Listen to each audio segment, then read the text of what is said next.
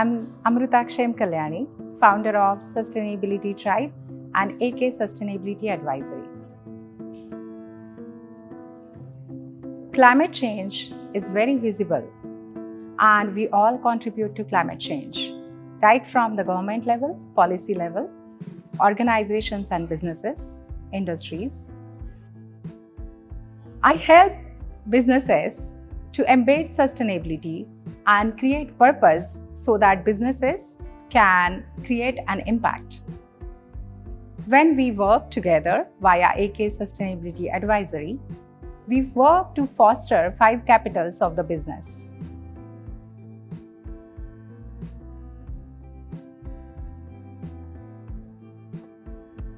Around 180 years back, the Industrial Revolution started. And that's when people or humankind started learning how can we use our natural resources and make industries out of it, make economic models out of it, and how do we develop as human beings, how do we improve our lifestyle, make it more comfortable, and that's what the Industrial Revolution is. But what happened down the line, I would say we human race exploited that invention or that ideology, and we started using efficiently the natural resources, but we started exploiting natural resources. We started getting more from the earth, which earth can replenish again in a year, 2021, where our earth's natural resources, we are overusing so much that even before the year ends, our natural resources are depleting, and that's why the Earth Overshoot Day comes in picture. So what Earth Overshoot Day is, that for that particular year, how much natural resources we are overusing, that Earth can replenish again. Same time, whatever economic models we created, that created a significant gap of rich and poor.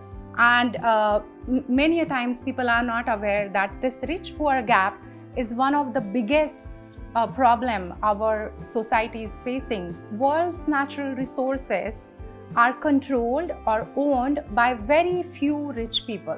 So around up to 10% of global population has control or ownership of entire Earth's natural resources.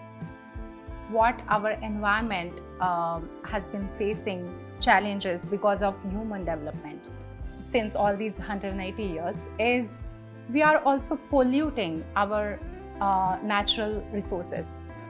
So when we are talking about climate change and how to solve these problems, all of these issues have to be solved.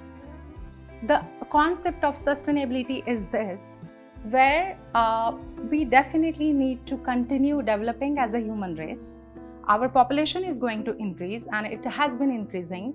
So we definitely need to meet the demands of growing population in terms of all the basic needs, where food is needed, basic healthcare is needed, all the needs should be met.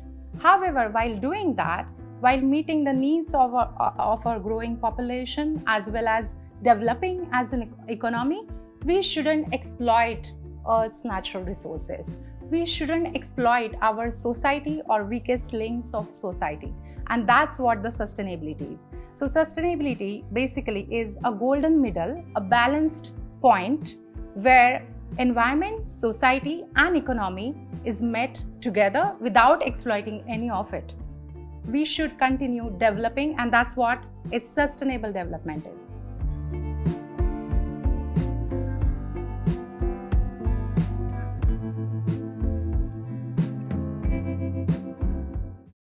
Truly simple yet informative opening to the session, Amruta. Amruta, we're today talking to tourism operators who have been in the business of, and like you once said to me, one of the biggest polluters is transport. And most of our operators today live in very remote areas, very vulnerable areas, which they have been already sustainably kind of promoting and being careful, not working on over-tourism and everything. They have been kind of growing this in their own. But what we would like to know is, what can we do additional to what they're already doing at a time of severe economic stress that can be simple and yet very impactful. And I'd like any of you to come in and talk about it because y'all are on the ground and y'all know what's happening. And so this is an open panel. It's like a workshop session where we will all learn and talk together interactively. So Amruta, start by leading it. Thank you very much for introduction and the lovely video, Sonia. Yes. So now let me start the session first. Good morning, because it's my morning, but whatever your time is, thank you for coming and participating here. I'm looking forward to interacting with all of you. So starting about sustainable tourism, the why and how. So when we talk about tourism or travel, we basically connect it to the travel stories we share with each other. So what happens when anyone travels, we come back and we share stories with our friends and family. And what are those stories are always linked to is an emotional reaction to something. Something, what? So generally, we human, we react to two things. One is people and one is environment or nature. Confirming the two characteristic of human race, where first is human or man is a social animal. So we have emotional reaction or our travel stories involve time spent with the loved one or interaction with strangers, or when we made new friends during the travel, sometimes good or bad experiences with other people. Second is nature. And what is the characteristic we all have in common is we humans are biophilic. What does that mean? That we have this immense need to connect with nature, and we all connect with nature through different ways. So, for example, when people are traveling and people love shopping, they connect with nature through shopping. They find items which remind them of that particular region or something like that. Adventure travelers, they connect to nature through outdoor activities. And otherwise, city travelers, they connect to nature through views, beautiful sunsets, and their stories are revolved around that. So this is how we basically connect with nature through biophilia. And tourism industry particularly has a very, very interesting connection with environment. So how does really tourism industry connects at different layers? One of which is tourism industry. It's very necessary for tourism industry or travel industry to have these dependency on natural system, because the unique natural systems actually help defining uniqueness of a destination or a travel industry or a tour or a hotel. So knowingly, unknowingly, that is very, very important aspect of having different natural systems or ecosystems. That diversity helps tourism a lot. If the natural systems around the world were same, then you wonder that will we really travel that much? But no, diversity is the beauty. Of course, the cultural diversity, the humans, the art, cuisine, different cultural heritage, that is another aspect of tourism industry. But I'm coming back to the nature again or environment again, because this interesting connection of travel industry and environment is, it's very important for travel to have, or travel industry depends on nature or environment, so much so that without the natural diversity, tourism industry will really lose. Yeah, so coming back to the topic of interesting connection of travel industry and environment is all of the industries, if you look at it, are dependent on nature or nature's processes. Most of, like, all our raw material comes from nature, whatever manufacturing industry you are in, or either we depend on natural processes. For example, agricultural or food system or industry is so much dependent of nature's service of photosynthesis. That is one example. We extract material from earth, and we create so many different products which we use. Then tourism industry depends on environment in so many different levels. For example, seasons or seasonal travel. Now, seasons are created by environment itself. We do not have any role in that, but we definitely cash into that seasons, and we create different services or tours or whatever, depending on that. So, but the tourism industry is also very, very vulnerable to natural calamities, or let's say, for example, the volcano erupts and suddenly one of the region on the earth, you cannot really access it. The planes cannot fly. We all know those examples, the one in Iceland, which actually halted the Europe travel many years back. Or tsunami comes, and that particular area which is hit by tsunami, it takes years for them to come back to their tourism industry or rebound. Pandemic is one of the best example, the most relevant current, how pandemic triggered this challenges for tourism industry so much around the world. So this very interesting connection which tourism industry has with environment, one of which is the most recent one I would like to show you is ski season in French Alps. Have you seen that recently? That because of climate change, as a result of climate change, not enough snow was formed in French Alps or even Italy or Switzerland, and their entire ski season got hit because of it. So much so that they actually brought the snow from the glaciers, the top of the mountains, via helicopter, put it out there through the trucks. They actually carried the snow, created a ski slope, which was very, very poor because it was very little, like a road. They created a ski slope and people were skiing on it. So of course, a lot of but how sustainable is this? This is equally correct. I'm coming to that. And even Chamba this year has faced the same challenges, that their season has been cut in two. And when their season has been cut in two, Nitin will tell you about what are the challenges. So yeah, I think they're all aware of the challenges. But yes, let's talk about sustainability. How when this thing, let's discuss sustainability. Yes, of course. So I was just, trying to create the atmosphere for our sustainability topic. Another example is on Easter Island, Chile. Erosion is happening so much. It is not related to season at all because erosion happens around the year, and so much so that these historic ancient monuments are actually going to fall very soon in the sea. The big risk of that. That's why we need to understand sustainability in tourism. But one of the most important aspects we need to understand that tourism, even though dependent on environment so much, has this is an inconvenient truth that tourism also impacts environment a lot. So how does it go? So around the world, we are talking about global statistics of tourism.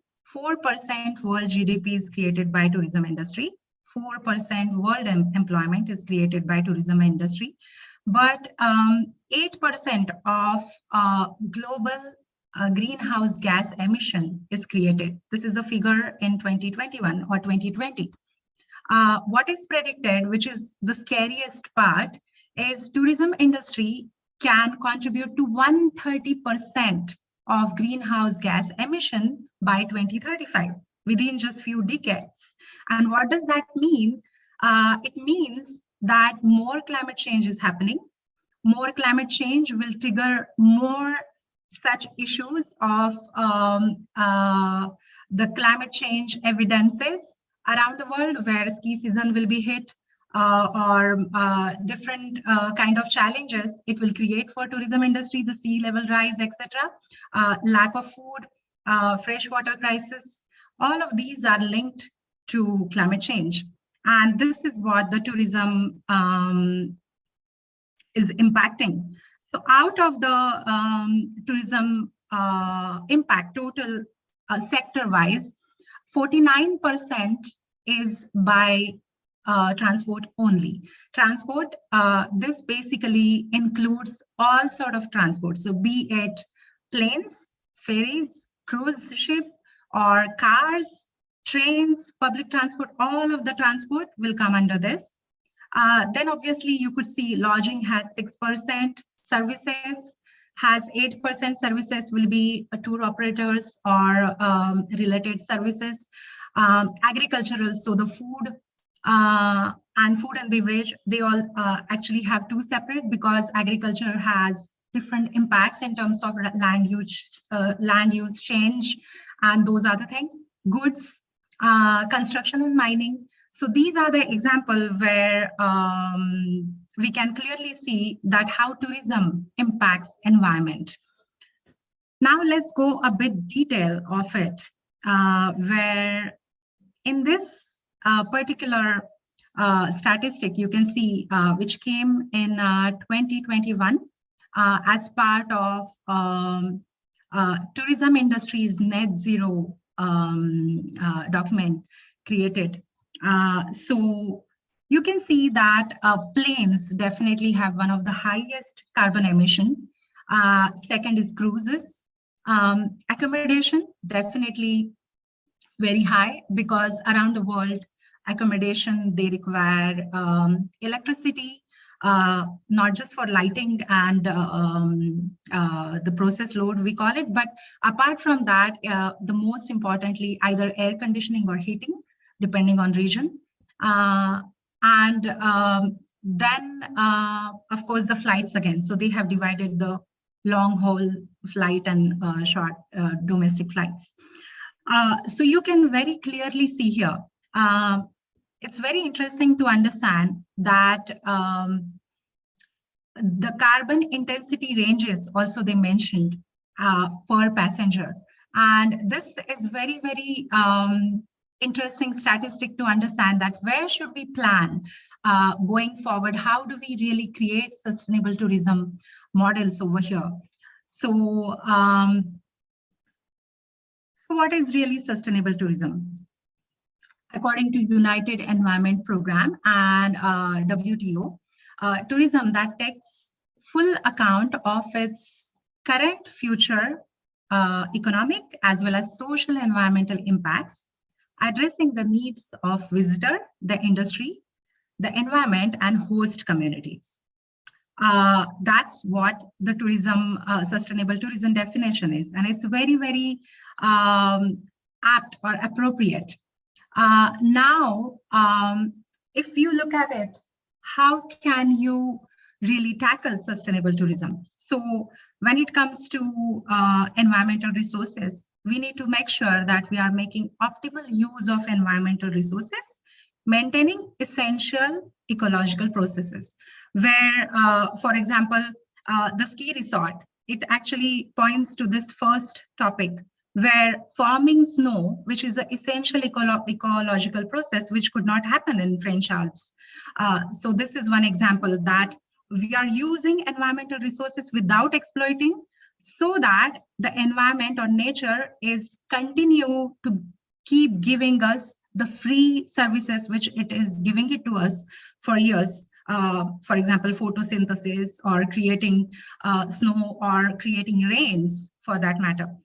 Then respecting socio-cultural authenticity of host communities and conserve their living cultural heritage, where we all can completely understand or agree on it that whenever the new hidden gem kind of, it comes, Lonely Planet comes and covers a place. Let's say, I have personally been to a place in Georgia, Svaneti and Uzhguli, and I personally saw how the mass tourism changes the equation, how the local cultural heritage starts fading away because of the demand of tourists or their requirement of modern amenities also.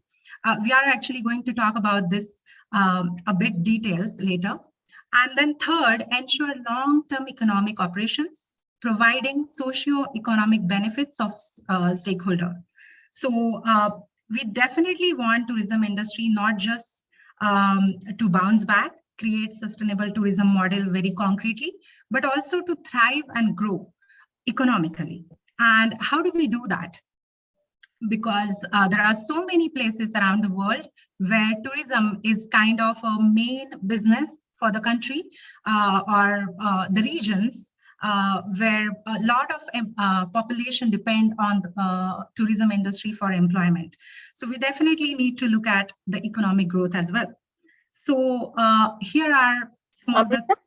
Just a quick question. Can we take questions also when you are doing the presentation? Sure. Yes, please. Feel free to interrupt me. Yeah. And then if other people feel like they can add their and jump right into the worksheets, and please go ahead and ask questions in the middle, because it's a very highly interactive format. And so please, thank you. So I'm going to actually set the note for the people who are over here. Amruta, all that you've said has been incorporated in all these foundations. So there is no, you're speaking to the already, you're preaching to the already. Right. I think maybe I should directly skip to the... And they want the workshop. They want this is important. What is the workshop is very important for them on how they can better. So let me give you a little understanding of the people in the room. Please. Catherine Lobo comes from a very endangered part of India, very safe, very vulnerable, but a very beautiful part of India, which is the north and east belt, where she lives between Kalimpong, and she takes tours between Kalimpong and Sikkim. So this is the most, this thing area. She comes from a very, very local community. So what they've done is, instead of building homestays, they have powered the locals to build sustainable homestays. And they operate in a social format, which means that most of whatever they earn goes into education. If you were here in the earlier talking about, you would see how big their session is, that people from bigger groups wanted to emulate them. Okay, so successful in their education method. Nitin Prakash Dami started something called ecotourism about 30 years ago in the Chamba Valley. Chamba Valley is again very, very fragile, and this year hasn't seen any ice. And this is what they've done, is that they've actually worked with the locals. So they have kept the locals intact and protected. Nitin, please unmute, and Prakash, unmute. And even teaching them, so they keep the crafts alive through craft training and everything. And they do keep the treks. They're very, very, very, very protective about their treks. They do not allow litters. They do not allow plastics. So does Catherine. And the same goes to Debashish. Debashish has been working tirelessly in a country that had gone to sleep. There was nobody coming to Murshidabad. But he, working with a few other people, again in the sessions yesterday, have revived tourism in a place which is completely dead. So these are all people who have incorporated a lot of what you're saying and understand the importance of it. But for them, your workshop is right there, because tools and things to take it forward. So I'm sorry to interrupt, but I think, and that's okay. Dipali is working with actually getting kids from young. Dipali, tell her about your project of on treks, please. And Prakash Dami is a pioneer he's known as a pioneer in rural and ecological and sustainable tourism. Dipali, please share about yours, and Prakashji, please share your vision also. And then understanding the audience will give you a better handle at handling the workshop. My bad, I should have said this first. Go ahead. Hey, That's okay. Yeah. hi Amruta. So Hello. good to see your profile and listen to you about sustainability. As she said that I love to work with youth, and we have something related to International Award for Young People. You might have heard also. This is an organization which works for youth, but I myself is an okay part of Rise, but this is something I do voluntarily. So I really want from you to understand, because whenever I take orientation, I don't use sustainable development, because I believe Hmm. whenever development comes, sustainability goes down. So I'm little off with SDGs also, sustainable development goals, because development will never take you to the goals. With development you come with the destruction part. So I have a vision like this. I don't know, I might be wrong with that, but what is your take, how you want that youth should come forward and doing this and making, I have a dream of making a lot of green army, that children will come and be part of this, because this is how we are going to provide them the earth. So how you want to give them a message, maybe I can be the mediator of giving that message from you to them. And we believe that we have a recordings that I will show it to my students also. So what is your take on that, how you think that the youth should come into picture, bringing more sustainability for their own future? Um, Thank you very much, Dipali. Should I, Prakash sir, should I Let's answer Prakash Dipali's sir. question?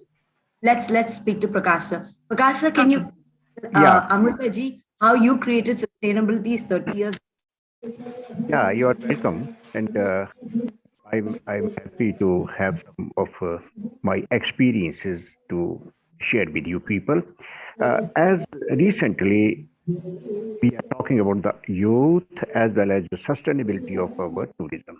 So it's right, when we are doing any development, destruction is there. But when we make a road, motorable road, then we are talking about our transport. Why not to make technically half dig, half dump? Half dig, half dump. Should not damage our vegetation around the hill, because I live in a hill and I have a lot of experience that one side we want to do development, we want to bring more and more tourism. It help our national economy also, but at the same time we are doing destructions also. So how we can think about the sustainability? We have to sustain our forest, our vegetations, our fields, and our culture, heritage, everything. So, one thing which I have noticed within my experience, that when we are going to earn something through this vast industry without making any pollution, this had been my try from the beginning. And for that, I did myself back to nature. As Madam Lobo, if she should mind her name, Lobo, she told her story, and the same thing happened with me in 1988, 1989, but I could only jump to the tourism in 1990. That was a difficult job.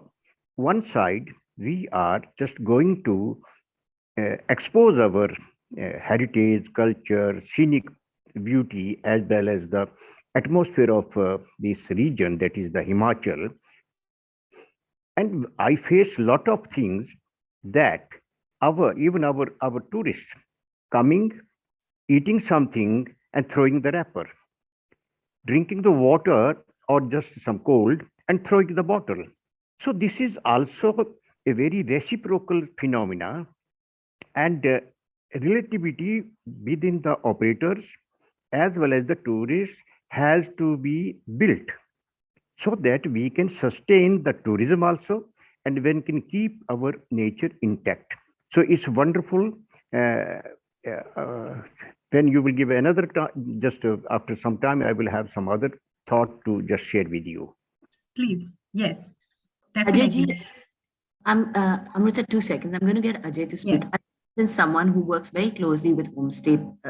He's a master operator. So he's a travel operator who takes a lot of people, a lot of international guests to our villages and exposes our villages. Ajay ji also has his experiences on sustainability. Ajay, would you like to speak? Ajay? Just a minute. Hi. So Hello. today, Ajay, my question for Ajay is today all your operators are asking, all the people who give you business from overseas in India are asking for sustainability. How do you work with sustainability and what are your challenges? So Amruta could understand and address those. Yeah, it's a continuous process. We try to do and incorporate new ideas and absorb as much as possible from colleagues and the international forums. There's a lot of talk about sustainability, but on ground, the application of that thought process is lacking because simple there are no ways of implementing those things. I've been struggling, like just a simple thing, since last 2 years. I've been struggling to provide a very eco-friendly kind of a water system to them. I don't want to use plastic bottles, mineral water bottles. But suppose our trips are exotic. I'm going to Calcutta and beyond, and those villages, parts of Rajasthan. We don't have access to purified water. So we tried everything. We tried taking those aluminum bottles, but they need to be. People don't trust. They say, have they been sanitized the next day? And how did you sanitize them? What kind of water has been put into it? They suspect that it may not be. And if I use a plastic bottle and put the water into it, then I'm not doing any good. I'm still using plastic. So still I'm struggling to find the right way to implement that kind of a thing because a group of ours, suppose it's a 30 packs group, they have 4 bottles per day. So that's, and into 10 days, that's a huge amount of bottles. I don't want to use that much, so much of plastic. But what to do? I mean, there's no alternative. So I wish a lot of people, to talk about the idealism in ecotourism and conservation and so on. But I wish the people on ground like us and the theory part of those people, we interact together and find ways of implementing that on ground. Now, if I go to a remote village, I tell them, please don't do this. We have done this, to small lodges. Please don't throw your waste. Don't do this. Don't do this. They're not bothered. I mean, they we have to go to the ground and get them going. Some people have understood a few aspects. Out of 10, they're following 5 because we were there and we explained it to them how to do it. So Ajay is talking about greenwashing and Ajay is talking about lack of education in the locals as well as in the travelers. How to address that challenge? Yeah, the Yeah. theory, the application of all this Dipali, research is not uh, getting into practice because it's all theory as of now. okay, and Dipali. I think most of you definitely have the common thread here where Dipali mentioned that SDGs, and I Yes. totally agree with all of you because that's exactly what it is happening. And, consultants like me or, professionals like me are actually trying to bridge that gap. Amruta, Yeah. 1 second. Yes. Everybody can put on your cameras, please, because it has to be interactive. But please put your speakers on mute while you're not talking. So, Catherine, camera on mute. Everybody, camera on mute. Let Amruta take center stage. Sorry for the hiccups. I just want. No, thank you very much, Sonia. Rather, I appreciate because I was just going with the presentation. Definitely, I do have a lot of things which you will like, especially sector by sector travel accommodation, and that time I'll put on the presentation again. But one common thread here, where which I totally agree with all of you, is sustainable development feels like, or sustainability, SDGs feels like a very top layer topic, and it is not yet penetrated to the grassroots yet systematically. And to be very honest, from government sides as well, they are still figuring out. To be very precise, if I'm saying it, and if it makes sense to you, the whole topic of sustainability is still developing. We are not in a stage yet as human race, where sustainability development everyone has figured out. Our governments are still figuring out, scientists are still figuring out. But one thing is for sure, we do have enough resources, we do have enough knowledge around the world, we do have enough indigenous knowledge to tackle, because what happens when any sector gets developed, most of the time people feel that we have to include all the modern ideas and we have to forget what our ancestors were doing.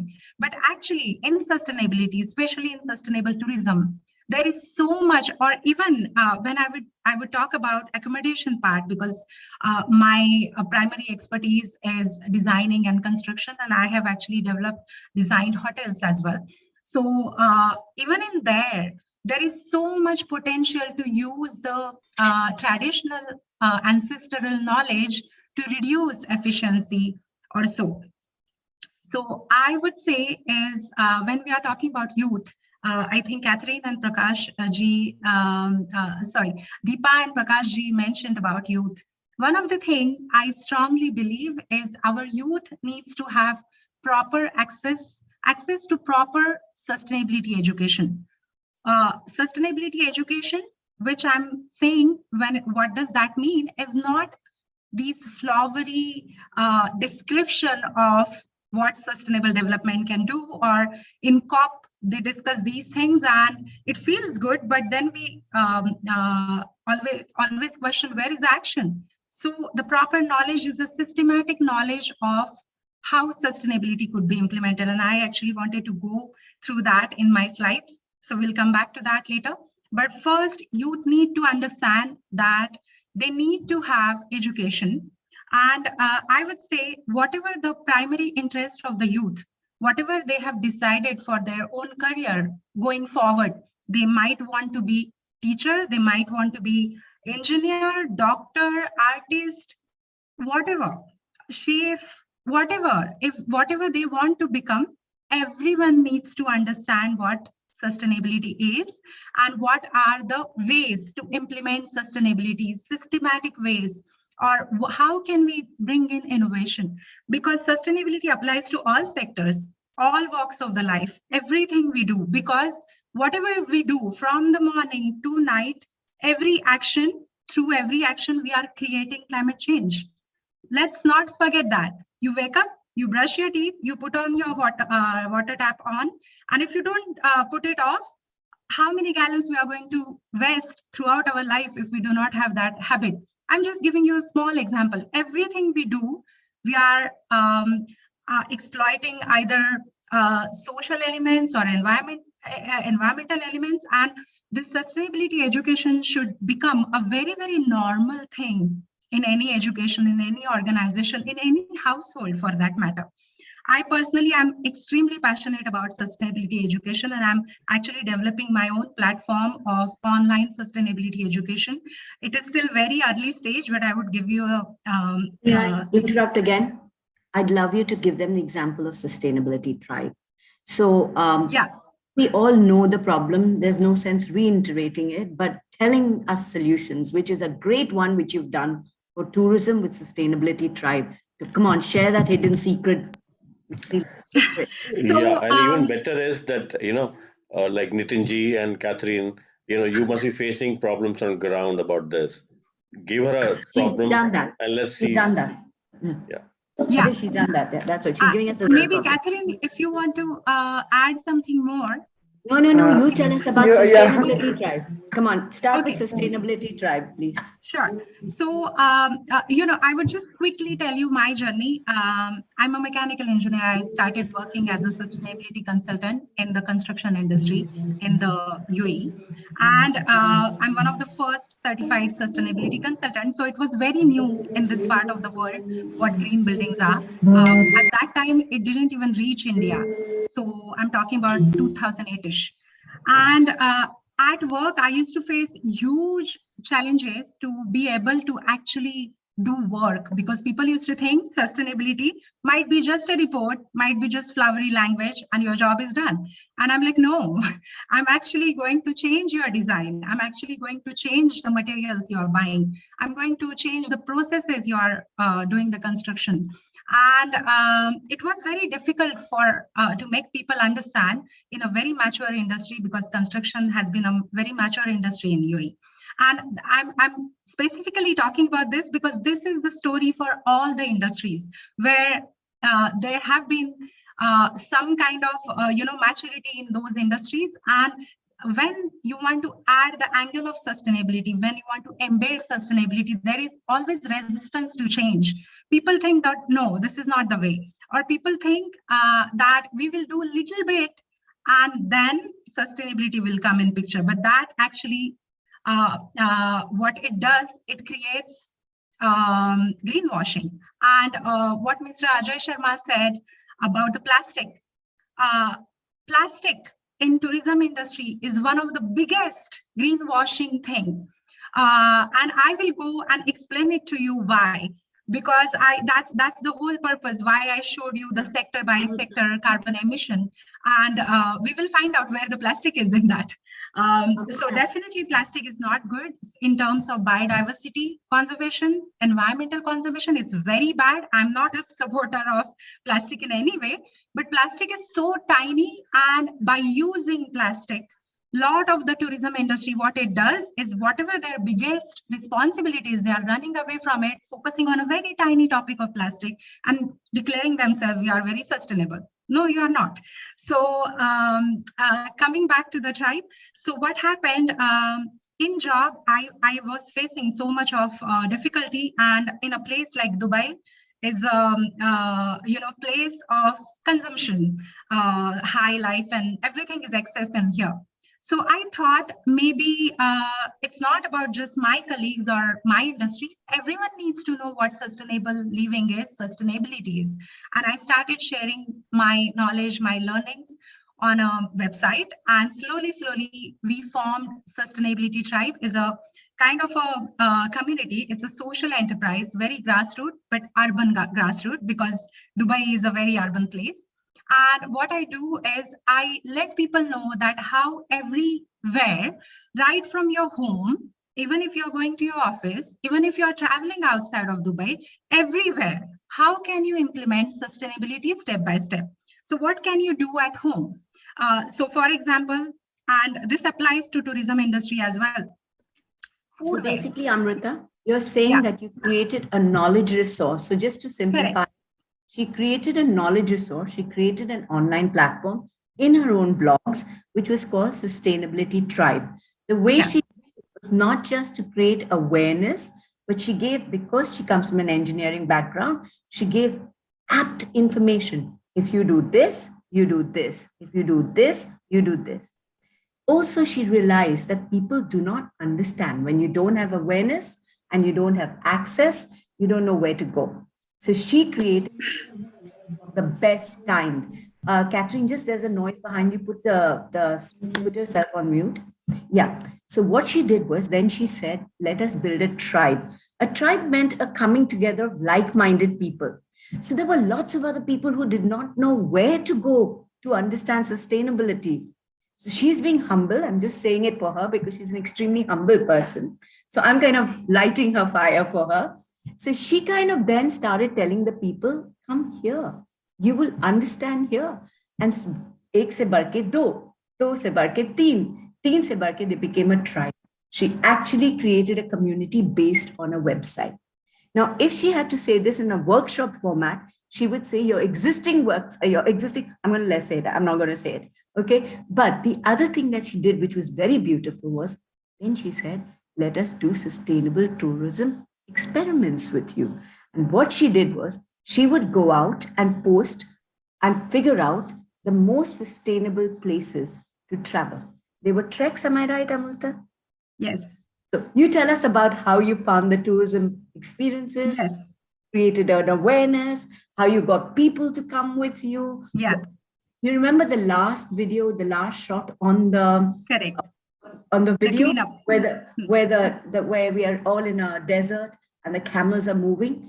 It was almost magical because she was talking to young children about, and on one side there was a family that was littering, and on another side in the burning sunlight there were kids who had come to collect all the plastic.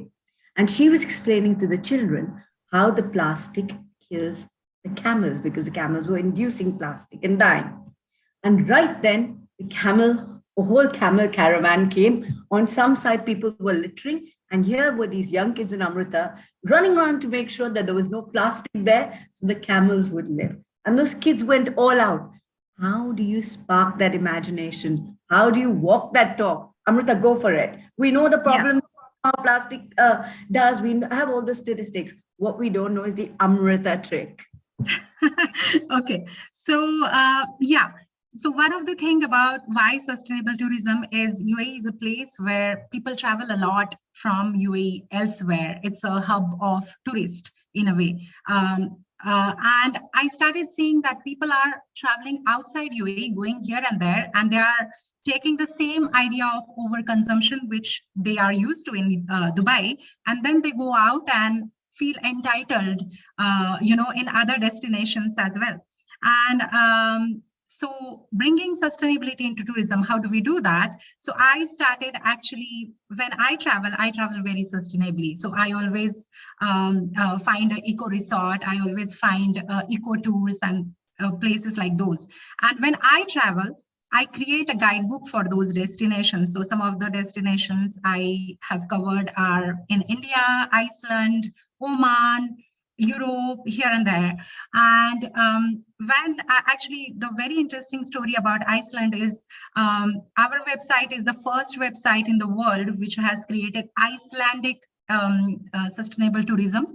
And so many Icelandic businesses I worked with, collaborated with during that process of creating a guidebook, that they actually said that they have seen a big rise of tourists coming from Middle East after our guidebook was published.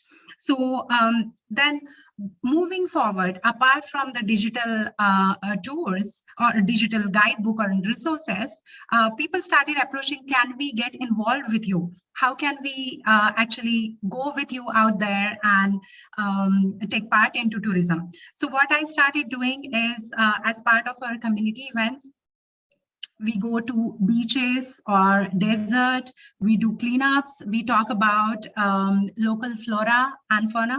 I also have on my educational platform an ebook specially created for UAE, talking about its ecosystems, its native species, which people are not very aware about. And this is the way I think when you talk to children, and I have seen actually it's very easy to inspire youth than their parents, because parents always carry these baggages which they have created themselves, be it about sustainability or whatever. They have very strong opinions about it, and they are not very easy to change their mindset. But kids, they are very, very, I have had examples where one of the, because I go to schools a lot, I give lectures and such in the educational institutes as well. And one of the example I remember is one Emirati local lady, she met me in a grocery store and she said, oh, are you the lady who went to my child's school? And I thought, yeah, I mean, what is it? Tell me. And she said, my child has asked me not to use plastic bags at all. And he actually creates so much trouble at home if I use plastic bags. And I was very happy because I think I might have given them a zero waste talk. And I talked about different type of waste and what it does to the environment and how it is, bad for environment and nature or biodiversity. So these are the examples. I really feel if you have right tool, right knowledge, and right methodology, you can actually inspire youth very easily if you have all of these equipped, because youth are the ones who are open and who are very open to all the new ideas. So one of the things which I have done, and I would invite all of you to, all of you to invite the youth in your community or organization to join that. I have created ambassador program where it's a free educational program where people, anyone from around the world can pick whatever their topic is, and one category is for youth specifically. And step by step, I teach them about sustainability. So I talk to them about how sustainable living tips, I introduce them about sustainability field for career, sustainable business practices, sustainable tourism, everything. Youth is actually a more, all under in one umbrella for youth. So if they can join that, and if they complete, because there is a methodology for it, they have to learn, act on it, share what their actions are, because it's not about, I do not believe in just talking. We need to have action-oriented sustainability. Be it my tribe or be it my clients, that's my that's my always focus, that there should be actions, there should not be just plain talk. So our ambassadors, they learn, then they are told what actions they could take, some inspiration, or they can think of their own, ideas. But they have to actually share those actions using social media, because youth is now, everyone is on social media. You cannot really, that's the way to inspire them. So they are using social media for good as well. And once they share their photo, I personally go and check if they have done it rightly. So for example, sometimes youth will come up and post a photo about something that, oh, I'm using this sustainable product. And if there is a greenwashing, then I have an opportunity to personally go and educate that child or that student that, no, this is not the case. And I'll explain it to them. Then I also host monthly live session with these ambassador participants. So apart from youth, anyone else could join. There is energy category, water category, tourism category, or different categories. And every month I talk to them and we go at length about question and answer and what their problems are for that particular topic. And then they become our ambassador.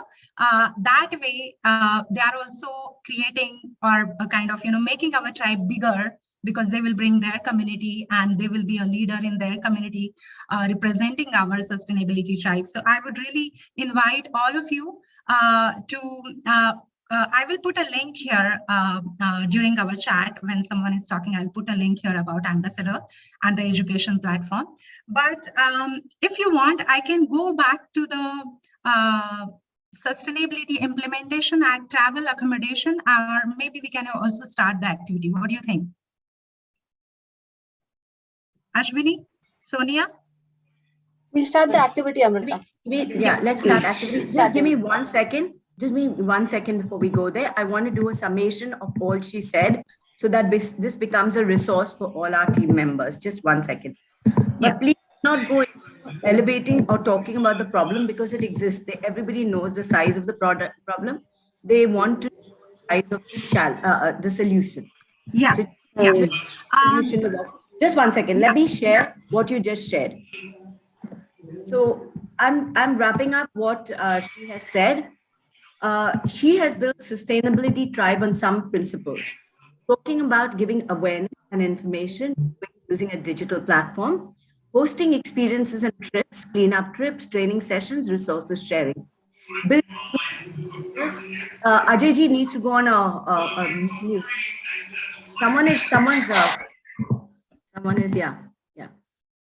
So then I think it was Catherine. Sorry, Catherine. So then this next thing she does is build youth ambassadors. So because children are easier to preach to understand, you create an achievement system for them where they have the information and they're asked to implement it. So give tips, tricks, and simple information so they can put it into reality.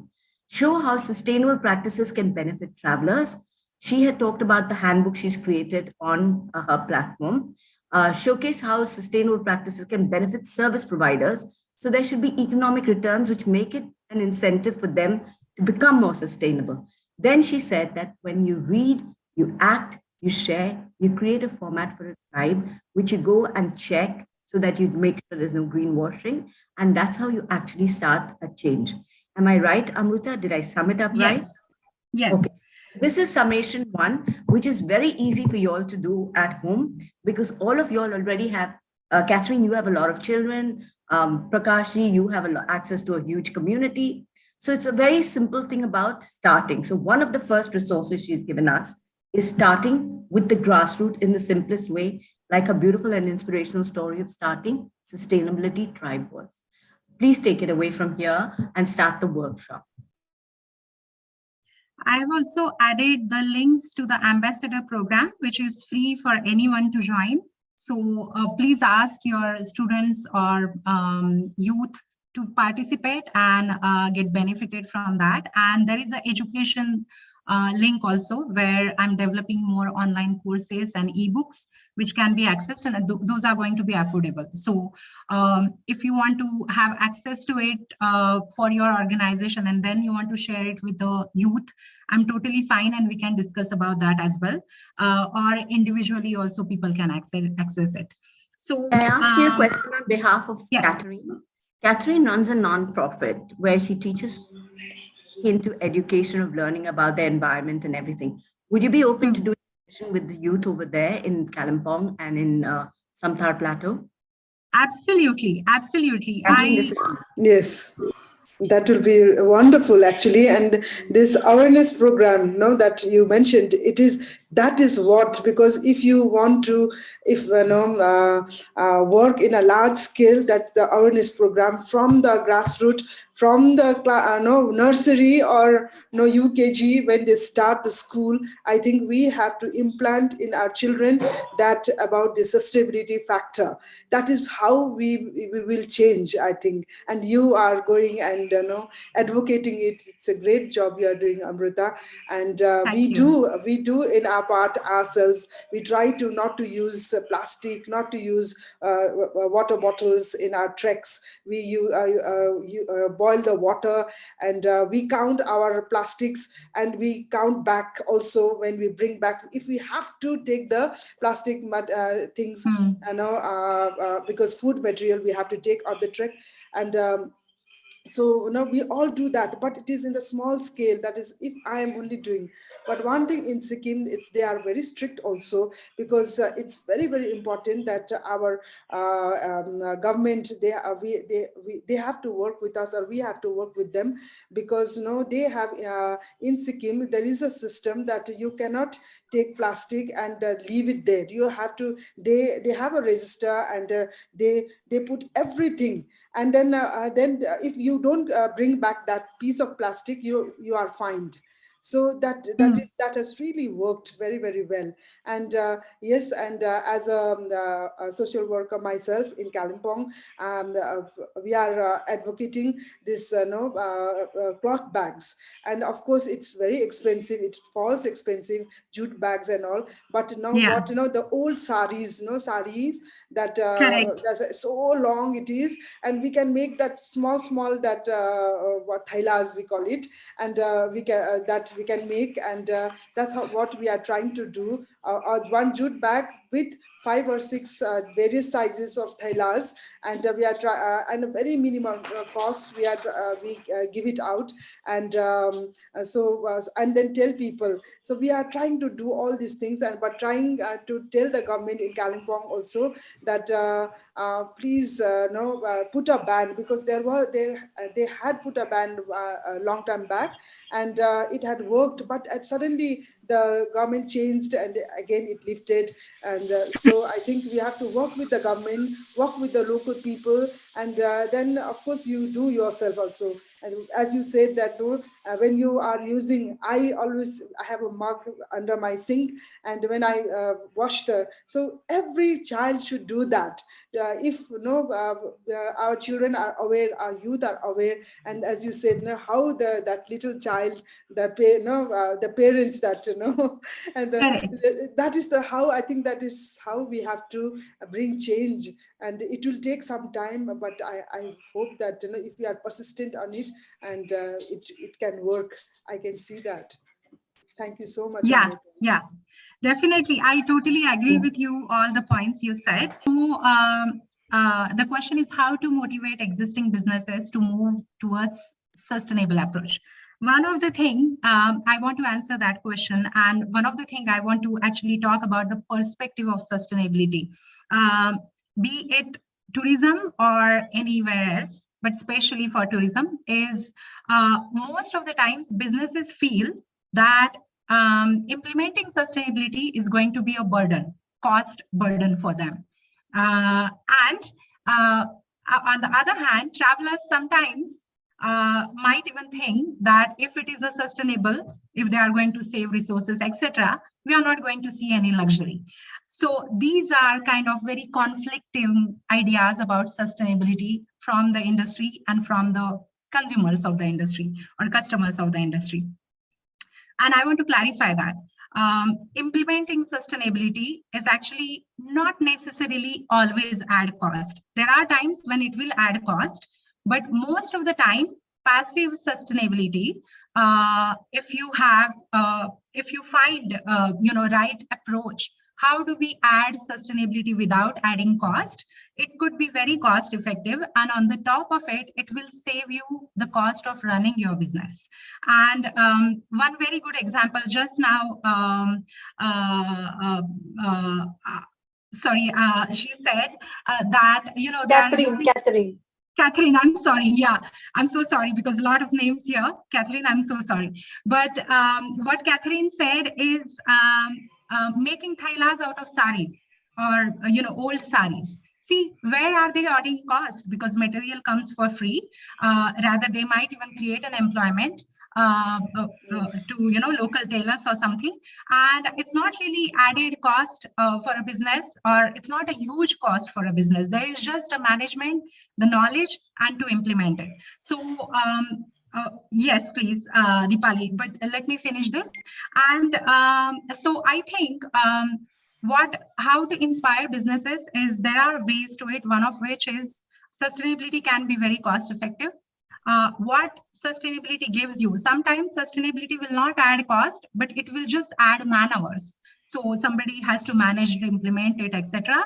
And if they have right knowledge and education how to do that, they can not just save the cost of their business, but they can attract a new customer, or new doors will open up to them, because now the customers or domestic or international, they are very, very savvy.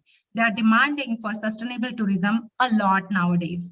After pandemic, I have seen even bigger rise on it, because what happened during the pandemic, everyone took a pause and started thinking about what the life is, what good things I'm doing in life. And there are so many people who are now moving to sustainable travel after the pandemic, that they want to do something good in their life. So while I'm traveling, can I volunteer? Can I clean up? Can I do something else? Can I create a positive impact? Or people are doing carbon offset as well. But if we can tap into that sort of a customer base, so your business will actually open up a new kind of customer profile, or also sustainability will help you creating a new revenue channel as well.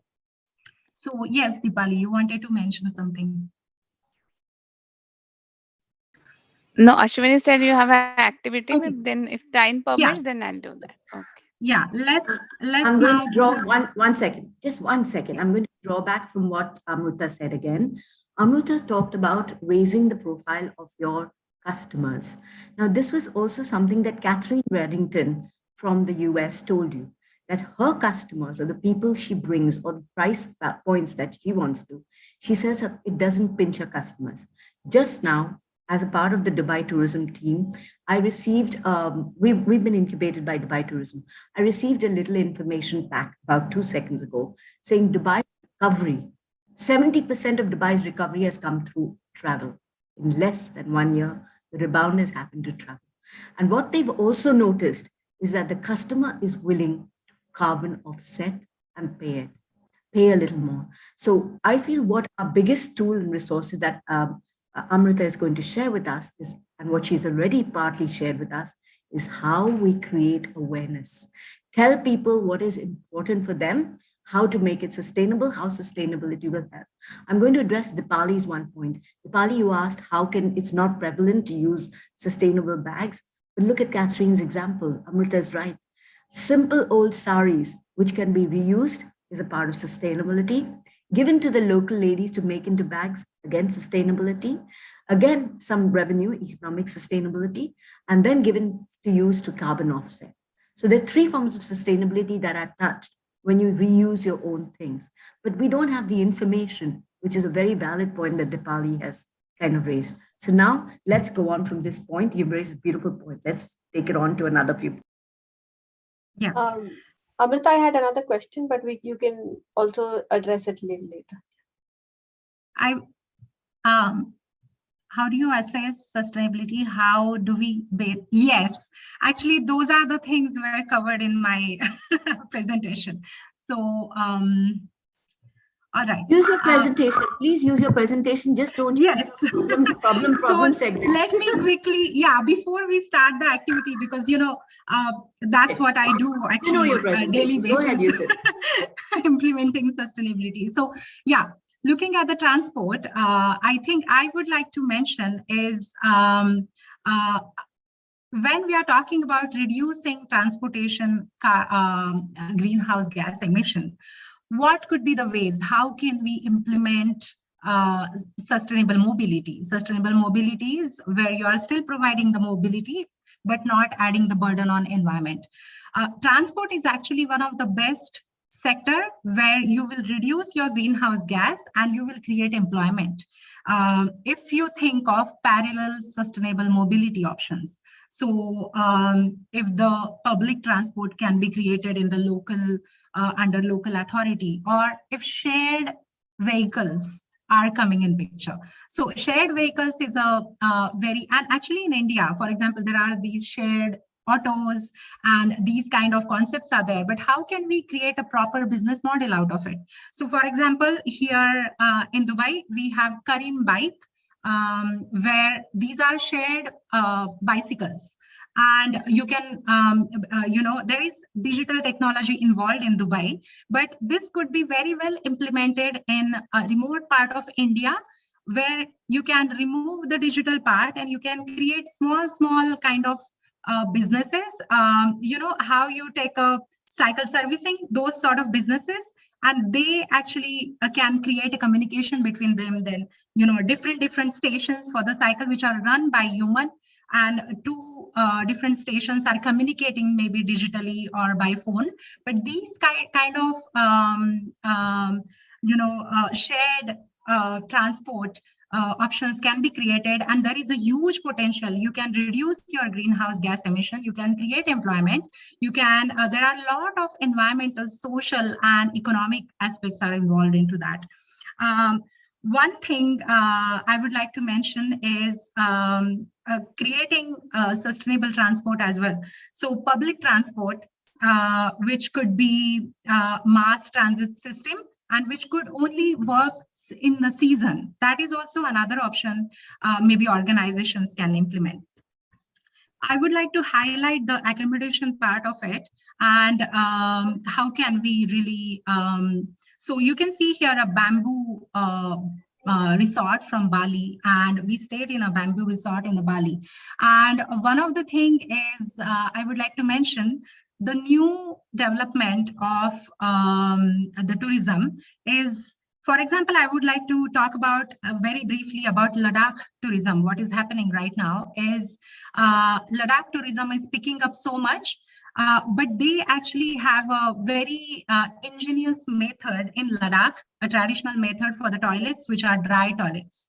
But the upcoming tourist or the new tourist coming to the region, especially the domestic tourists, they are saying they do not want to use the dry toilet. Dry toilet is a two-floor system where the toilet is on the top and composting system is down.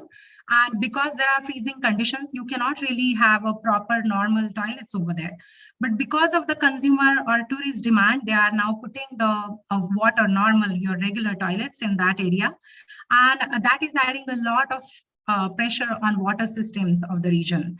So how can we really implement sustainability? And that's one of the good examples where how you should not leave your original traditional methods, which are already environmental friendly.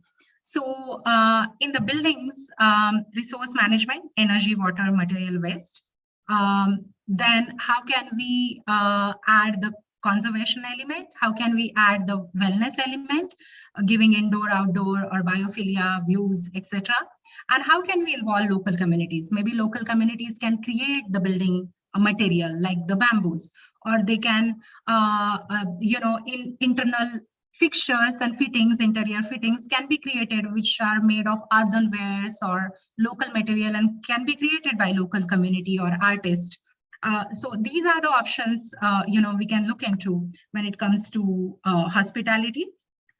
F&B definitely has a huge impact because many people are not aware that our food is very, very directly related to climate change. Every time we are wasting food, our organic food waste, that creates greenhouse gases. So whatever food you are wasting, you are directly adding it to climate change every day. And people are not very aware. So food waste is one of the things where there is a huge potential. For example, any hotel, any F&B, any office, if they compost their food waste, if they reduce the food waste first, but then compost it and then use it, for the garden, it creates kind of a new cycle. And that garden might even bring more tourists to you because it's an organic garden. You can create an activity, you can create a eco tour out of it. So there are so many different ways sustainability could be implemented in any aspect of the business. Then obviously culture and cuisine. A lot of the times when the tourism picks up, people start bringing in international cuisine, but there is always an opportunity where you can bring your own twist to it, even if your tourists are demanding for it. And you never know, you might create something much better than the international cuisine. Attraction and entertainments. So I think these are the slides I can skip, and let's come back to the path forward. So how a business can actually work on it for the developing business and existing business. So I will talk about both of them separately. So for the developing business, they need to do the assessment of all three aspects of environment, sustainability, and economy. So for example, the Pagong Lake and Ladakh tourism example, which I gave you, where they are implementing a new toilet. Obviously, they didn't do their environmental assessment at all, because they would have realized just in one environmental aspect that adding a normal toilet, water-based toilet, is not going to be feasible here. They would have understood, but they didn't do their environmental assessment. So environmental impact assessment or environmental assessment is extremely necessary for any new developing business or revenue stream as well. After that, once they assess what is feasible, what is not feasible, they need to look for what are the already existing sustainable solutions regionally or locally. And those could be modern or those could be traditional, the old style, going back to root style. And can we take those as an inspiration, twist it maybe, and tweak it to cater to your existing or modern customers? And how can we present it to the customers? So one good example I would like to mention is in Dubai, where you all are aware it's very hot in Dubai, and air conditioning is very, very must. But traditionally in Dubai, people used to have wind towers, and that wind tower scientifically reduces heat and gives you thermal comfort. It gives you cooling effect because of a wind tunnel effect. And I won't go into technical details of it, but in Mazar University, they have actually implemented a wind tower, and they have showed that how can you actually use the wind tower to create a cooling effect. And you can actually go there, stand there, and see that without air conditioning, you are actually feeling cool, way more cool than other areas. So this is what I'm talking about, taking something from our ancestors and tweaking it to the modern requirements. That is one of the things developing businesses could do. Then implementing it, while implementing it, what all sustainable materials you can use, what all local community, how can you involve them even more? Is there a possibility that just to involve them, you can tweak a little more? Something like that, you have to basically figure it out at that time, because I'm talking about very, very general topic here. Then after you implement it, you have to make sure that you are measuring and monitoring. So measuring and monitoring is the most important aspect of sustainability. For example, if you are going for, let's say, take an example of shared vehicles, That is a model. If you are going to implement, you have to measure that how many people are actually sharing, how much greenhouse gases you are able to reduce by it. Because by measuring and monitoring, you will get the idea that is your new developed sustainable practice or solution is actually working or not working, or do we need to go back and fix it to make sure it's working better.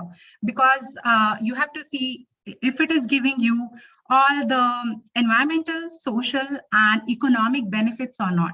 And for that matter, you have to measure and monitor first. Obviously, for financing and budgeting, I particularly added this point here is a lot of green finance options are coming up around the world, internationally as well as locally. And if your business or if your organization is, because these are the steps which I shared with you, basically these steps go behind every sustainable reporting, or we consultants basically use this path forward. So if your organization is able to show that you are actually creating environmental positive impact or social positive impact, because you will also have to show how you're going to measure, monitor everything. If you are able to show that, you will have green financing options available to you, where the interest rate will be much more discounted, or there are a lot of organizations who are providing green finance or sustainable finance. So that door opens up if you go there step by step and systematically.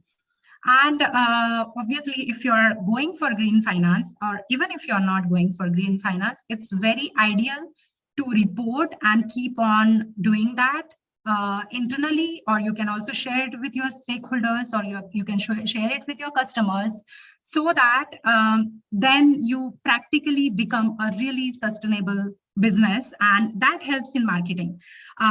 Just by reducing plastic bottle here and there and saying we are going plastic free and doing greenwashing might give you a bit of short-term marketing, but it's not really long-term, and it's not really going to create any positive impact for your business. But if you go methodologically, systematically, these are the steps or these are the processes which are accepted around the world internationally. If you do it, and it's a small scale, even if your business is small, and if you decide to do that, you will see that this is going to keep on helping your business in the long term. So this is one of the things. Now, another option is improving existing business. And how do we add sustainability in existing business? So that's where the second topic comes in, stakeholder and leadership involvement. Sometimes what happens is in an existing existing business, if you want to implement sustainability, and if just one department or one person or some enthusiastic people taking interest in it, you do not see the result you want to see that this organization has potential in achieving. So that's where it is important. And this is one of the most important reasons why we really need to deal the topic of this common thread, which everyone shared, that sustainability is not seeming to be very practical. It just seemed to be very high level discussion. It's not coming to the grassroots level. We want to change that mindset by looking at sustainability through a very systematic approach. Because if the stakeholders or leadership of any organization have that mindset, we cannot really implement sustainability very thoroughly in the existing businesses. So that's why we need to kind of, bring them on board, educate them, change their mindset. And once they are involved, then only we can actually move forward.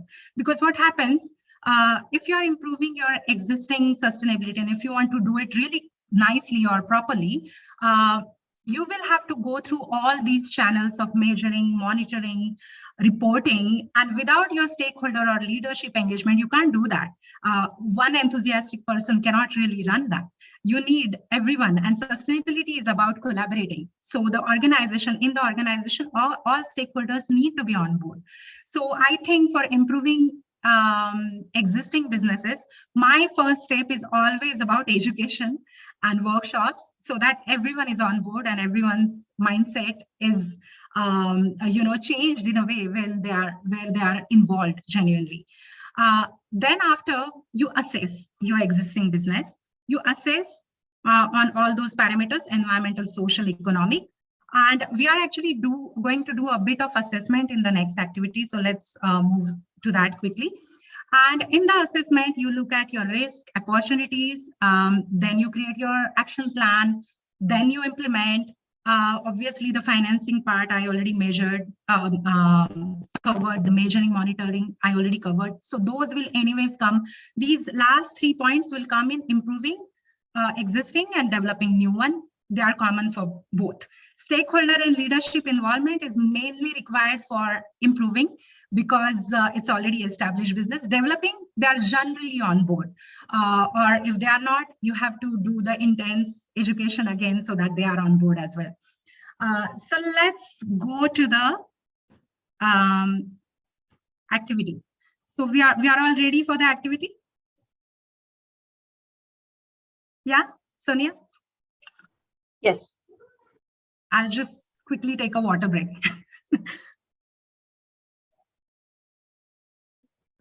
Sonia, should we move to the activity?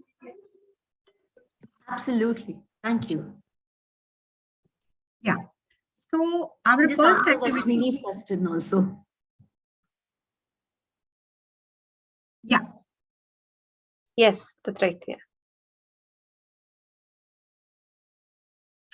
So the first activity, I'm giving you a case study, a kind of virtual case study, which is I'm actually using a photo of a Dubai hotel, but just for the sake of example.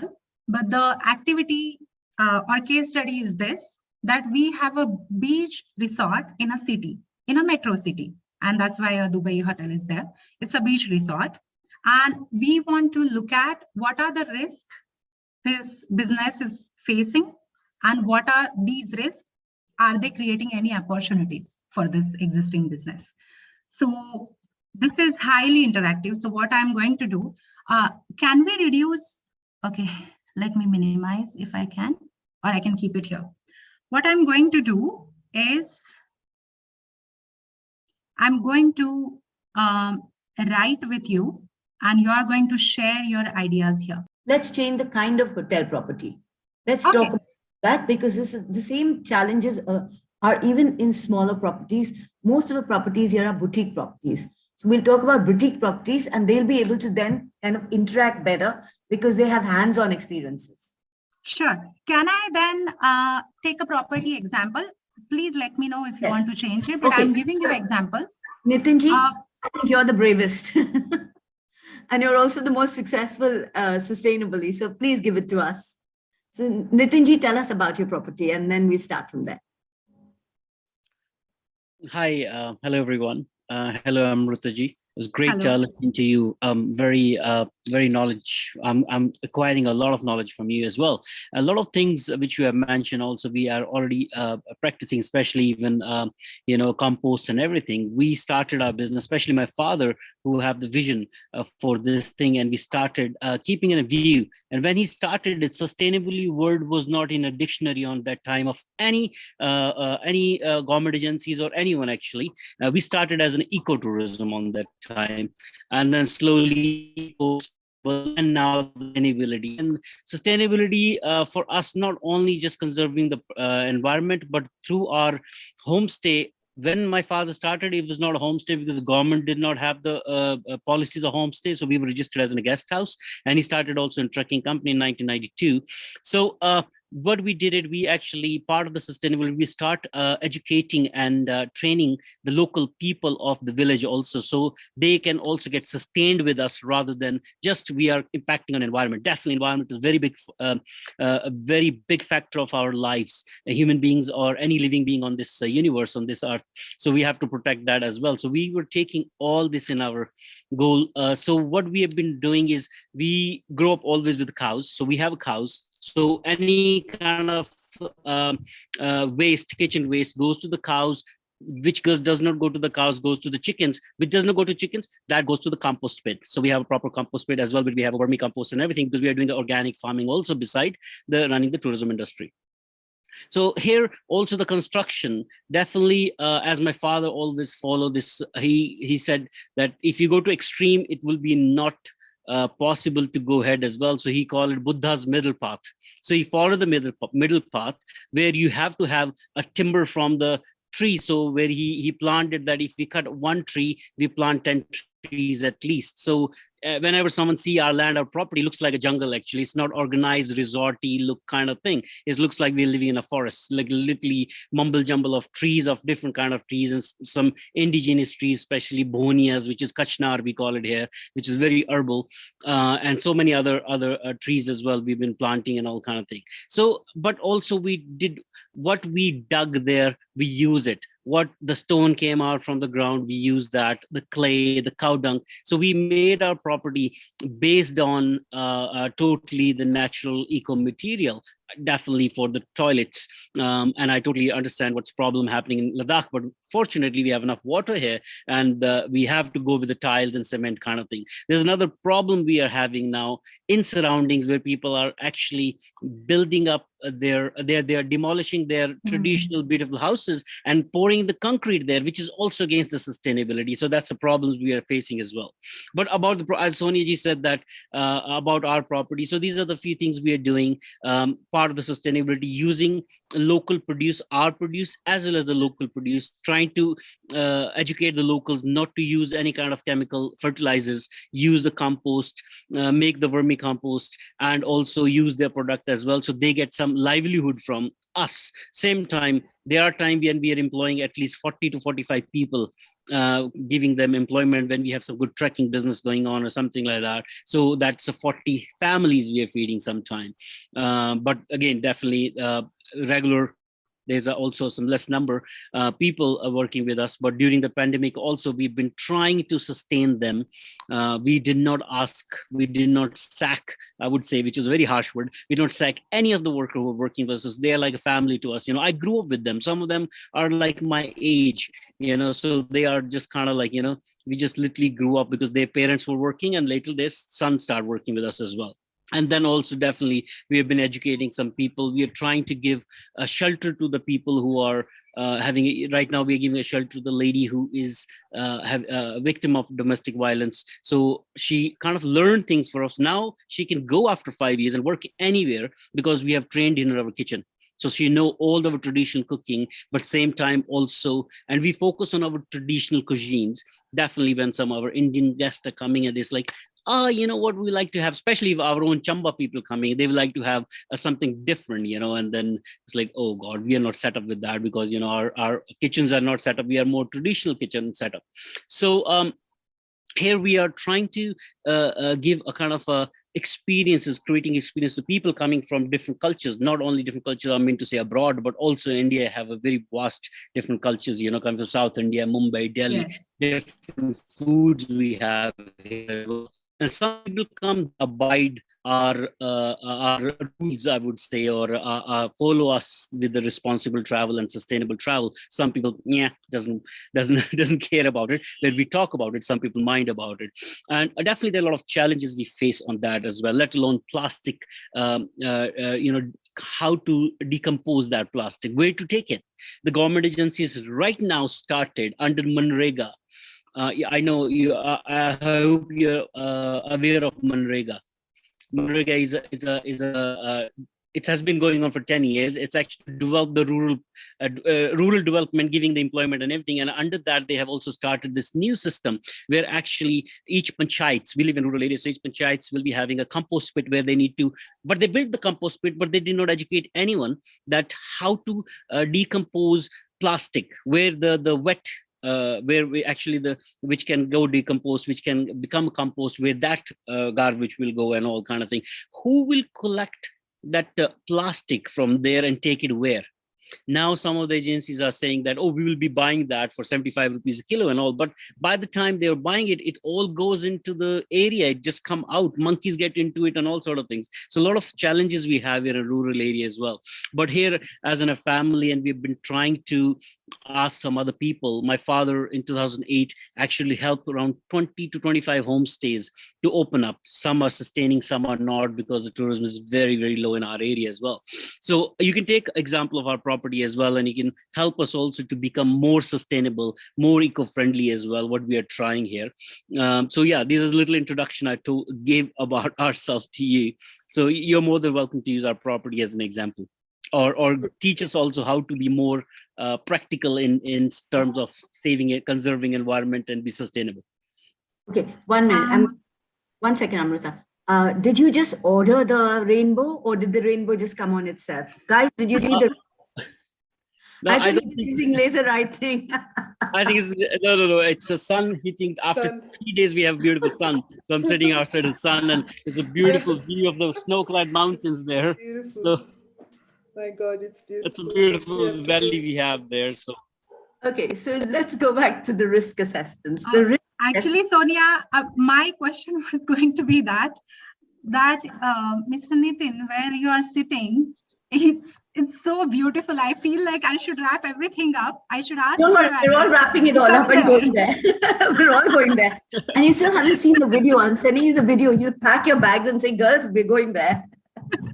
Okay. You're most welcome. And another thing is, there are so many sustainability elements which are already involved. Like, they have added, because they thought his respected father thought about it. Who's sitting there is his respected father. The gentleman who spoke earlier.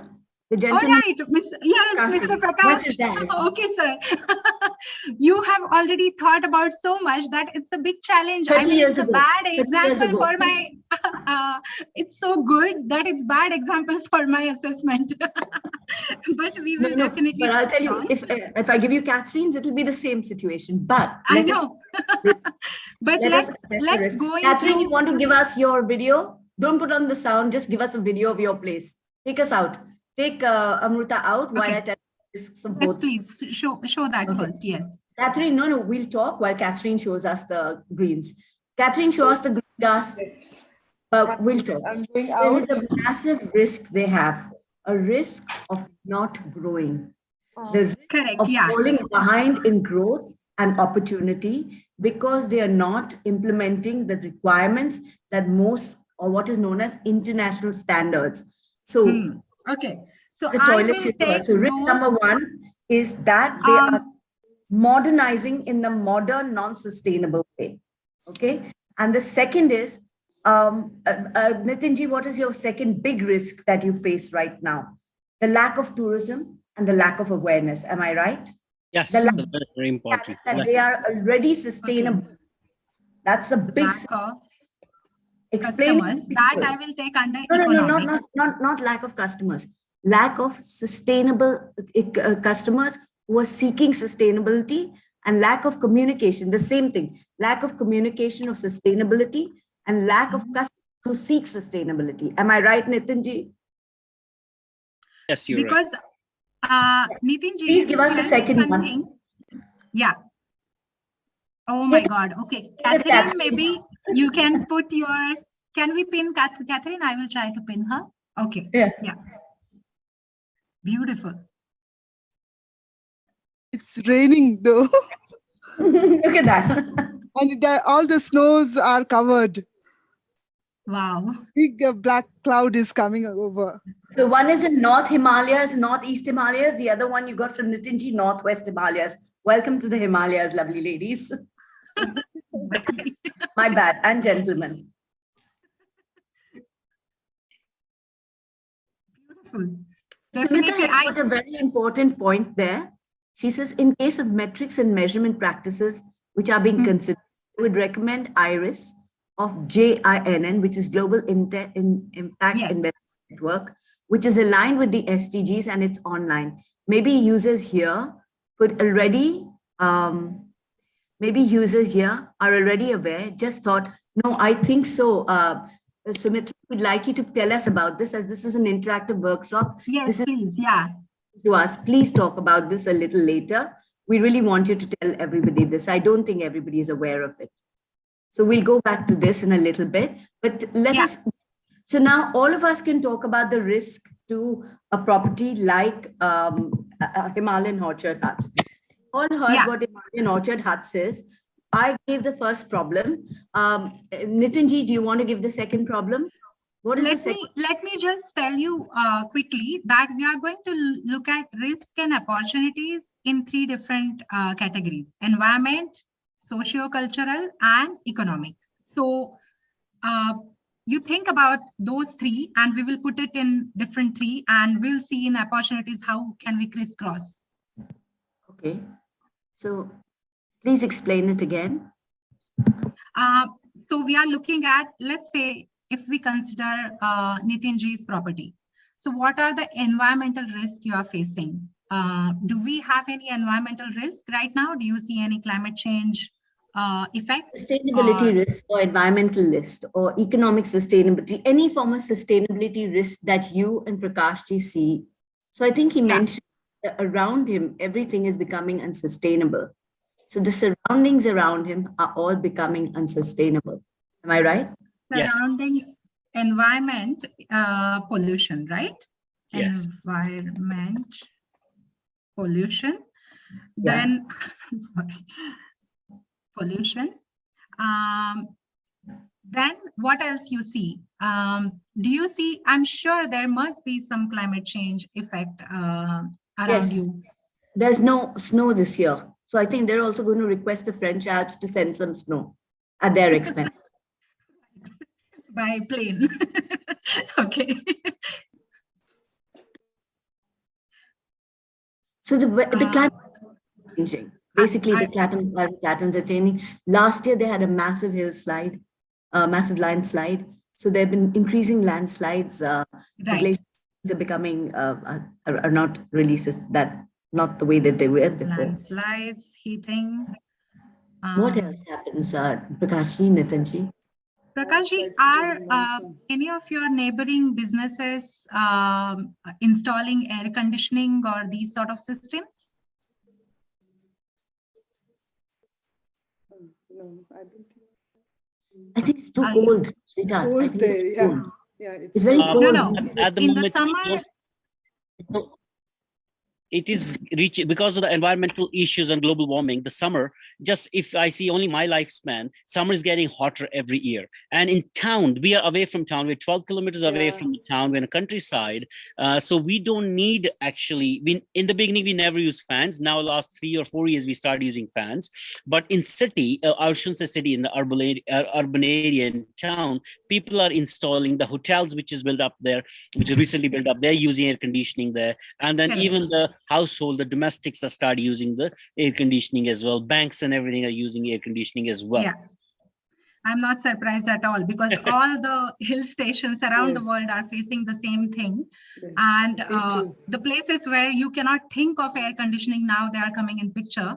And that's basically straight away result of global warming. Yeah. Maureen brought out a very good point. Yeah. She says more litter in India packaging is getting into more plastic into the villages. Absolutely. That's Crazy. True. There was no litter or very little litter.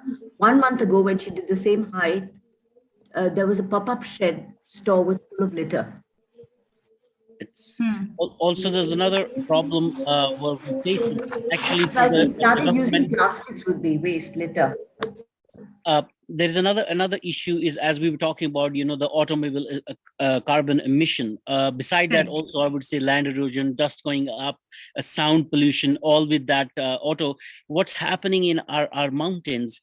I don't know, when we talk about ecotourism and sustainable tourism, but the people, the bodies who are much more capable to promote our destinations as an eco and sustainable tourism, but they are promoting these destinations as an adventure, but adventure with automobile, like rallies, like these kind of things, going into the mountain, which the kacha means not non-metal roads, which are yet to be done. And that is another factor which is actually, for me personally, and people who have been connecting with us are coming not want to come to our area as well. That will bring us economically down, people who are following sustainable travel. Yeah. But that's one thing, but also these things will give us a pollution as well, sound pollutions there, dust pollutions there, definitely carbon emission. And those rally vehicles, I'm sorry to say, those rally vehicles are not B6 or something, or Euro 6 or something like that. Those engines are 20-30 years old, Correct. So these kind of problems we are also facing in tourism industry especially. Another thing is also concrete building, lot of concrete building, giant concrete building, where the planning, or because all Himalaya is on a seismological zone, we have the fault lines going everywhere. There should not be certain height of buildings. There are 6-story buildings. Look at Shimla. There has been so many catastrophes happening in Shimla, but still the buildings are so high rise because it's on a hill. They start right from the bottom, but the plain area, the ground floor, they call it, which is already a 6th floor. And then on top of that, they put 4 more floors as well. So that is also a lot of pressure coming on our Mother Earth, which is also very, very bad. So these are a lot of challenges, especially after Sikkim, Himachal is known as one of the most eco-green state in India, and Sikkim is doing great with all these things. But again, I have been to Sikkim a lot of time, and I've seen a lot of impact on Sikkim as well, especially if you go to MG Marg, it's full of concrete buildings there as well. But the rest of Sikkim is beautiful, green, and I love it. And I will bring that example to Himachal as well, where we should kind of follow, not only people who are following the tourism, but other people also. It's our responsibility as a human being's responsibility to be sustainable, to give back something to the Mother Earth, to environment and everything, so we can live. We don't have to live with a mask on our faces, or our generations will be wearing oxygen masks in future, I think. Correct. One of the things I would like to mention here, just to add a little bit of technical aspect, when we are talking about urbanization in general, so urbanization will be your neighbors building concrete buildings, or pavements are coming in the towns, or roads are getting built up. And what that does to the environmental quality is, one of the things it does is, it's called heat island effect. So what it does, whenever natural soil is, or natural ground, it's covered by pavements or cements, it actually create heat absorption for that particular area which is paved, and that will add up heating more locally. So your local climate, microclimate, will get heated more. If, for example, this year you see 10 cement houses or guest house, and if you see next year 20, obviously next year you will feel little more hotter than apart from climate change and global warming, just because of urbanization and pavement. What another thing it does is, the soil, the absorption of water is basically gone, because now you have pavement. So your groundwater is going to suffer. So for example, you just said that Himachal is blessed with water. Fine, because you have a lot of rivers, glacier rivers, etc. And you do not need to have maybe access to groundwater as of now. We are talking about as of now, because glaciers are melting, the rivers are going to flow, even more floods are going to come. But after that, it might be, after 50 years or whatever, your 4th, 5th generation, I don't know, but they will have to access your groundwater when the glaciers are all gone, So that time the groundwater will not be enough. So that is what it does with the urbanization. The traffic definitely will add air quality problem, noise quality problem, rather noise pollution. We are talking about the West already. One of the things I would like to mention here, we talked about, Mr. Nitin ji, you talked about plastic. And one thing I just wanted to clarify, it's a good opportunity that I talk to you all about plastics. So you might see in the market that there are these bioplastic, compostable plastic, green plastic, eco-friendly plastic, all sort of plastics, which they claim that they are better option than your normal plastic. So here is a technical truth. Every time anyone on the earth is using a natural material and saying that we are creating plastic out of anything, could be your agricultural waste.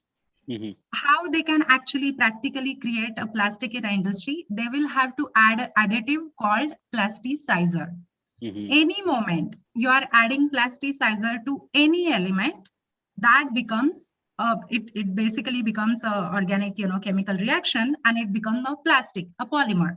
The moment you add a plasticizer, that plastic is not compostable at all. It will decompose.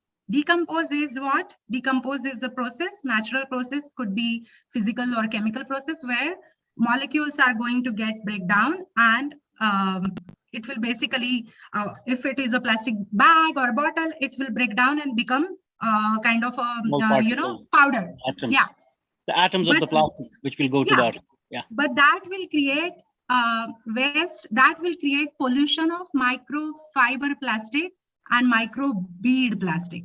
So plastic remains plastic. It can never become, for example, in our Indian culture, what we talk about human body, when we are died, our body, all the elements are going back to the elements, to the air, to the land, to the water, to the fire, not plastic. It will degrade. It will degrade, and it will become a microfiber. It will become micro bead. It will come back to you on your plate in the form of salt, if you are a vegetarian. If you are a non-vegetarian, it will come back to you on your plate in the form of fish curry. So basically, this is what happens to the plastic. Plastic never goes out of the system. Now, scientists have found out the kids who started eating salt, because we do not feed salt to the babies, right? Only a little bit grown-up kids start eating salt. Everyone around the earth who are eating salt, they have found, scientists have found that plastic is found in human bodies. Yeah. So this is one very important thing. There is only one way to treat the plastic waste problem. It cannot be composted. Whoever claims you whatever, because I know there are these companies in Bali and Dubai. I know particularly those names, and they claim that our plastic is bioplastic. No, the moment you add plasticizer, this is a chemistry basically. So it cannot be compostable. It will be decomposed, degraded. So plastic, first, do not use. The first step should be do not use. No, I'm just saying in general for everyone. Do not use. Second step, if you are using, make sure you recycle. That's the only way. But unfortunately, plastic cannot be recycled again and again, because there are these quality of plastic which you can, it's written in the triangle 4 times, 5 times, 3 times, 1 time. And every plastic reaches a situation where it cannot be getting recycled anymore. There is a limitation to it.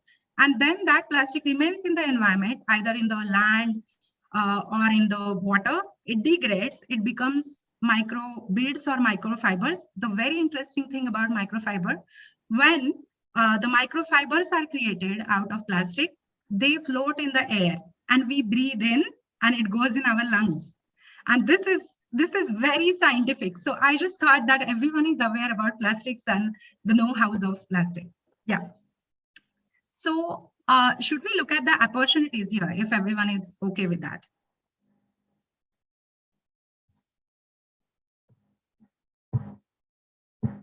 Or should we look at the other risk? No, I think we should look at the opportunities. We've raised the challenges. Let's go to the opportunities. I just have a request that we have to quickly, there's another session starting in half an hour. It's already 12 o'clock. Okay. Yeah, so we have to wrap up in the less than half an hour. Yes. Yeah, so let's talk about the opportunities. So even if we have about 15 minutes more. Yeah. Okay.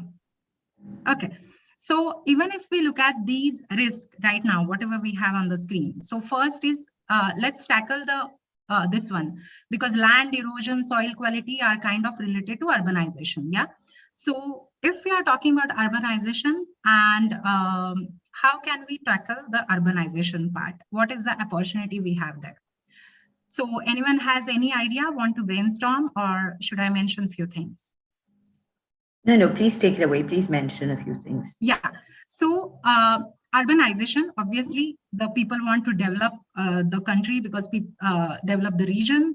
The tourists are coming. Everyone wants to have, grow and develop more. They can definitely go on the path of urbanization, but they need to have sustainable urbanization. Yeah. So what is sustainable urbanization?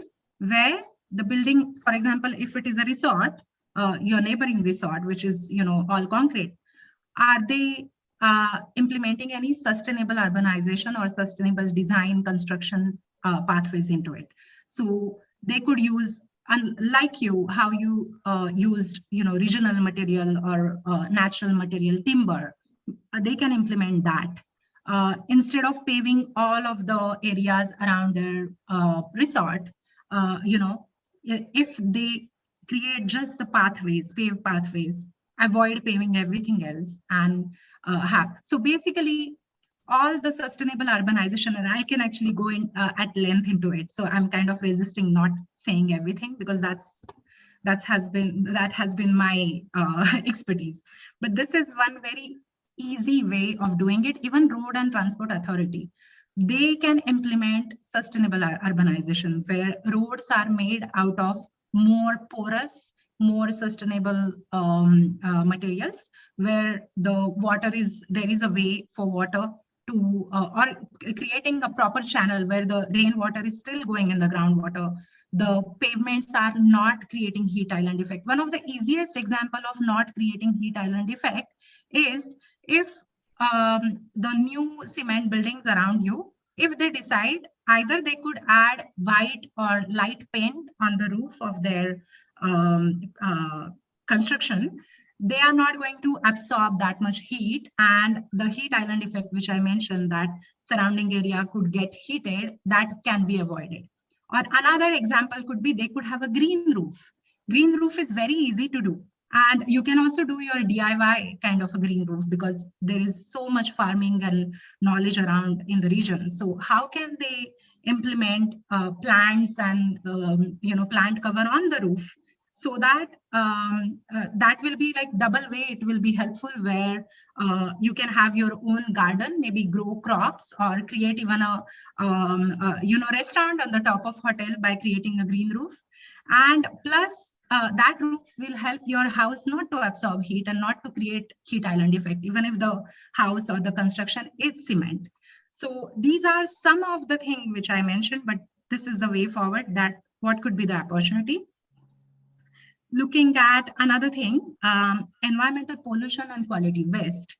Like I mentioned about waste already, that it's very much possible to tackle waste if the education awareness is there and the systems are there for recycling, the recycling collection systems, like you mentioned, dry waste, wet waste.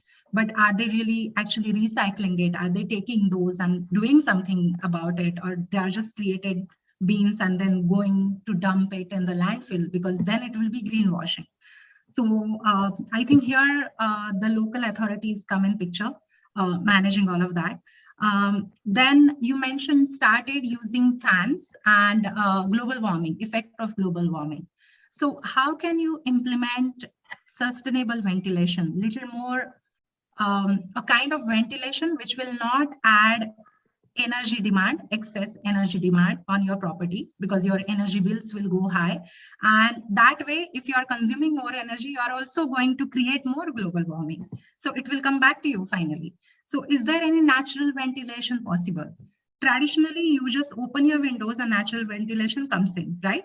But now there are these innovative natural ventilation processes where you create a certain gap in the window, it will give you airflow. So these are kind of a thing, and you could actually Google how to create passive ventilation, putting maybe mountain region or something like that, and you can find out a little bit of introduction, or I'll be very happy to go at length into that. Then that way you are not using fans, or in future you won't use air conditioning, but you will still have more airflow, more ventilation in your resort without using electricity. So those are the ways you could work out. Land erosion, soil quality, that is definitely related to how much plant cover you have. So it's linked to urbanization, but whatever part is not getting urbanized, more trees or more, crops or more plant cover should be there so that it will stop erosion, especially the mountain slope is there. If trees are not there, definitely it's going to erode faster than any other regions. So I think we talked about a few things here.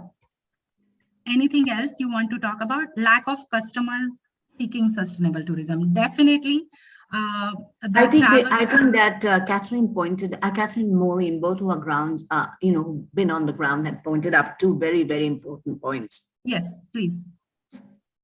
The implementation of an organization and law.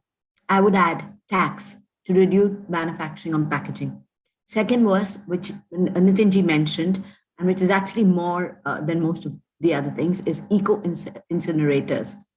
There must be this point in the government authorities. Yeah, I'm going to do that.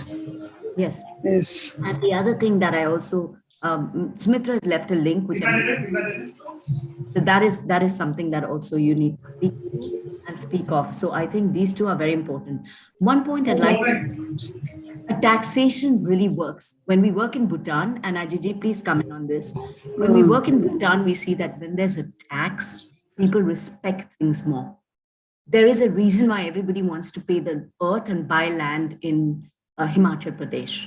The reason why land has become so expensive in Himachal Pradesh is one, yes, of course, there's you can create industry on this land, but there's also a reason that it is, for the longest time, it was closed. I couldn't buy land in, say, Chamba. You had to have some Himachali roots. When there was that supply-demand balance, there was a balance in growth. But right now, there's no balance. So I think what both Maureen and Catherine have also said, and I'm adding the tax factor. Taxing a person and saying this has to add value to you. You're coming here, you respect the land, you pay that little. People go in droves to, and then saying how many visitors are allowed and how many vehicles are allowed before we cut off. Governance. Yeah. It was an amazing session. Thank you so much. Thank you. Thank you for coming and gracing us all with the, with your talk about sustainability, because sustainability is a very important topic. Sure. Thank you.